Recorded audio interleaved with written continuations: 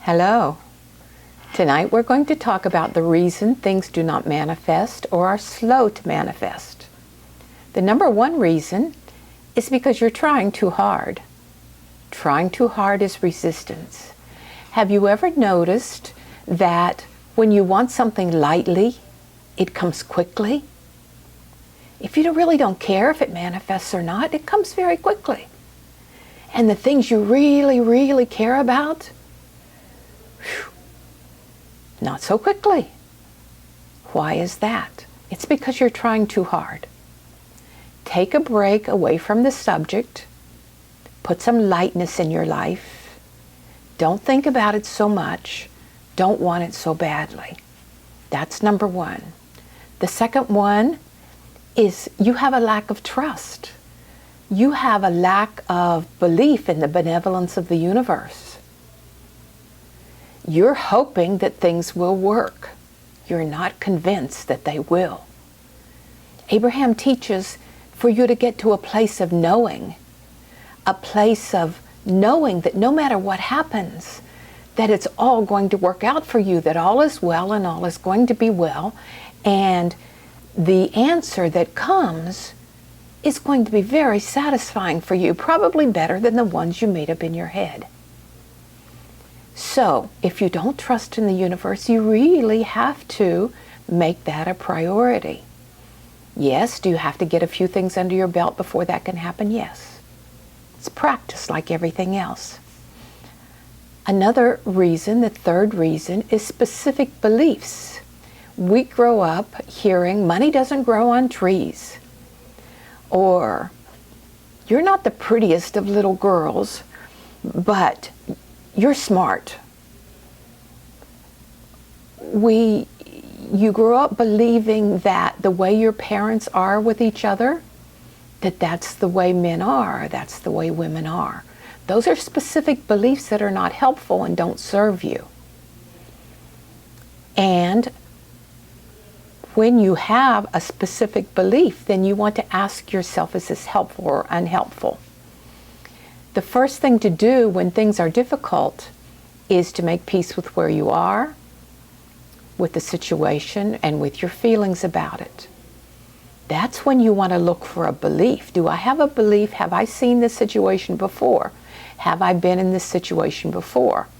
What is it that I believed about that situation before?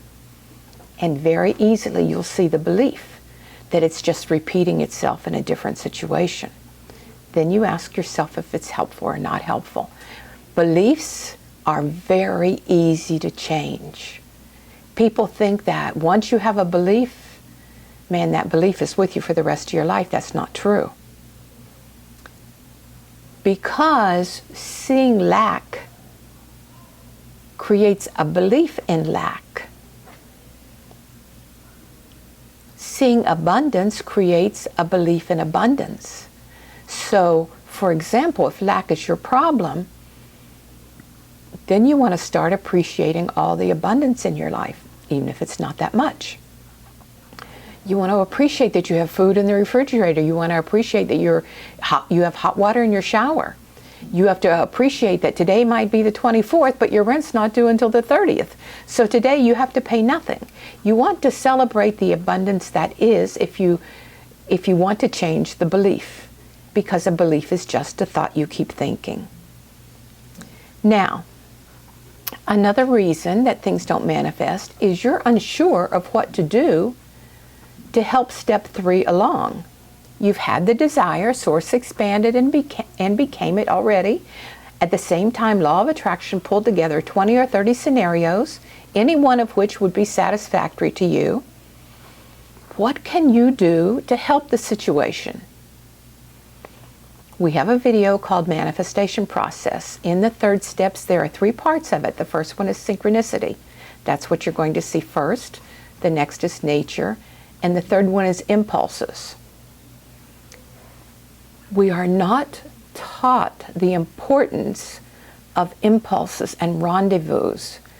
All manifestation are rendezvous, being in the right place at the right time. It's all about timing. Things happen because you get to a certain point of allowing, or you finally made a grid where you can relax and let things fall into your lap. So what are some things that will help that? Number one, know about the 17 seconds. What you want to do is not worry about, is it coming, when it's coming? Because when you say, when is it coming, it's not coming yet. Right now you're going backwards. You're like the proverbial train that has an engine on this side and an engine on this side. So, oh, I want this, but it's not coming. And so you're the one that's pulled apart because you've got an engine going this way and an engine going this way. And that stress does not let you allow. So allowing is a pretty big word and is a pretty big thing. So if you can get yourself to 17 seconds of a feeling, any feeling that has to do with what that subject would feel like if it were manifested.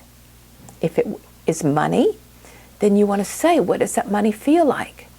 You open your wallet and say, ha, money, ha, this is pretty good. Pretty good. I'm feeling pretty good about this money.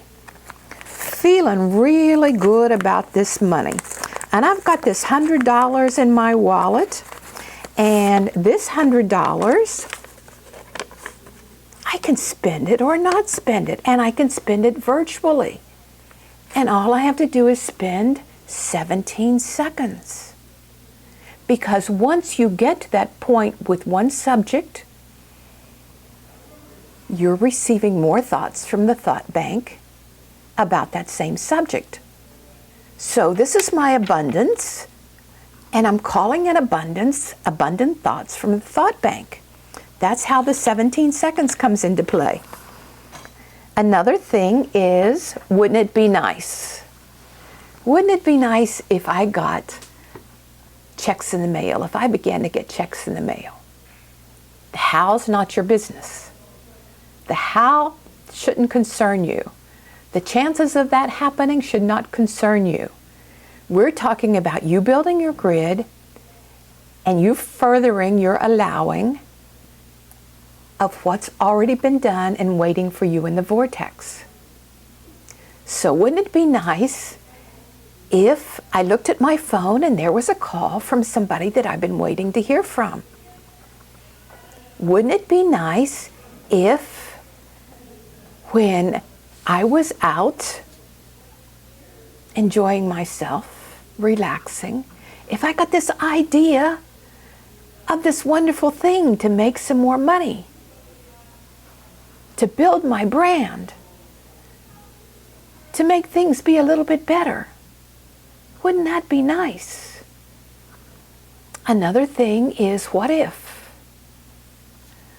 What if I didn't have to do anything today except just lay in bed and think of wonderful things? Count the flowers on the wall. Sing my songs. Listen to Abe YouTube. Think about happy thoughts. I bet I could do that for an hour a day. What if I did it for an hour a day? What if I put more time in deliberate positive thinking?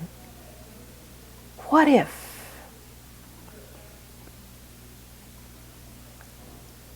The rule is, if you can be happy when you think of a subject, say it's money you want. If you can be happy when you think of money, think about it a lot.